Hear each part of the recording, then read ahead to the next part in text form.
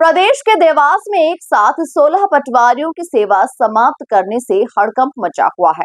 इन पटवारियों पर फसल क्षति मुआवजा वितरण में वित्तीय अनियमितता के आरोप थे, जिसकी जांच सही पाए जाने के बाद संबंधित अनुविभागीय अधिकारी ने एक्शन लेते हुए जिले के 16 पटवारियों की सेवा समाप्त कर दी। देखिए रिपोर्ट। देवास जिले में फसल क्षति मुआवजा राशि वितरित करने के कार्य में वित्तीय अनियमितता और लापरवाही करने वाले 16 पटवारियों की सेवा समाप्त कर कार्रवाई की गई है।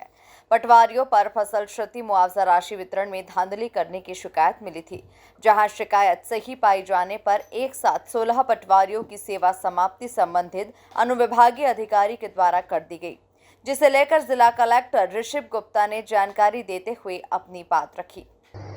मामला ये है कि लगभग 4 से 5 साल पहले जो राहत राशि का वितरण हुआ था, उसके अंतर्गत कुछ अनियमितता हुई थी, जिसकी सूचना सीएजी के द्वारा दी गई थी।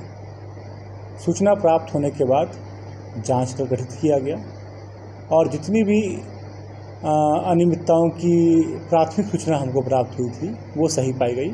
उसके आधार पर पटवारियों को और कुछ बाबुओं को सस्पेंड किया गया था और डिपार्टमेंटल इंक्वायरी शुरू की गई थी। हमारे डिप्टी कलेक्टर हैं श्री संजीव सक्सेना, उनकी अध्यक्षता में डिपार्टमेंटल इंक्वायरीज हमारी पूरी हुई और उनकी रिपोर्ट्स एसडीएम्स को भेजी गई। डिपार्टमेंटल इंक्वायरी में जो लोग असली में दोषी पाए गए, उन पे संबंधित एसडीएम्स के द्वारा कार्रवाई की गई है, जो क्रमशः सोनकच्छ में 1 पटवारी पर,